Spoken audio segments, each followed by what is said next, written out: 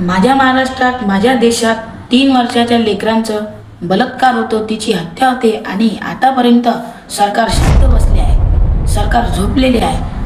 तर नमस्कार मित्रांनो, मी तुमचा सोम।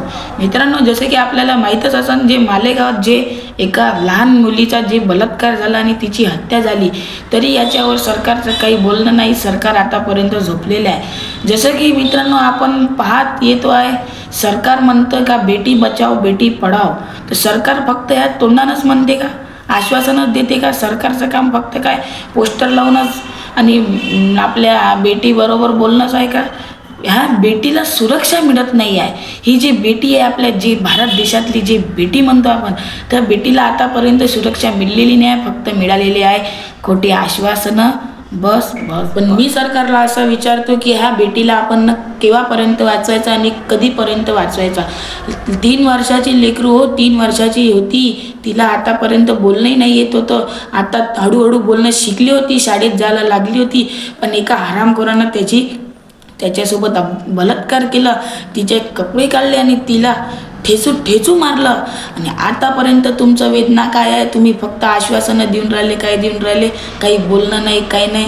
आता इलेक्शन येणार, तर आता तुम्ही बडबड येणार, मतं द्या, मतं द्या, मतं द्या।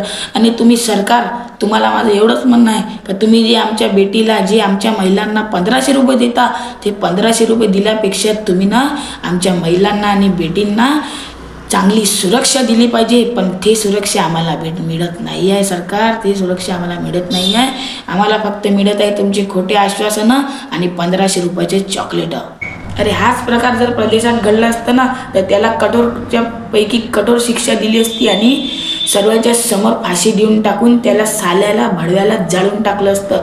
आणि आपल्या देशात काय होत आहे, फक्त आणि फक्त सरकारचे आश्वासनं, हे ते, आणि जे तिथं मालेगावातले लोक एवढं त्या पोरीसाठी, ती मुलीसाठी एवढं लढत आहे, तर मित्रांनो तुम्हालाही मी एवढं सांगतोय का जर आपल्यामध्ये थोडीफार जर इन्सानियत जर आपल्या मनात जर असेल ना, तर आपणही जे काही आपल्याकडून होत असेल ते आपण केलं पाहिजे। कारण ती घटना मालेगावात घडली, ती घटना आपल्या घरापर्यंत केव्हा पोहोचण्याचा कधी सांगता येत नाही।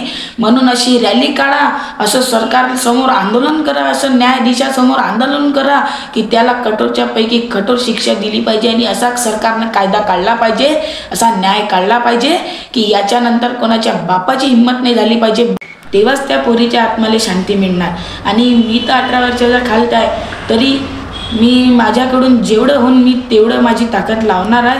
आणि थोड्या दिवसानंतर आम्ही सर्व जे काही माझी मित्रमंडळी आहे आणि मला भरपूर आणि सपोर्ट मिळालेले आहे बजरंग दलकडून आणि सर्वांकडून की तू सोहम म्हणून रॅली काढ, आम्ही तुझ्यासोबत सहभागी हो।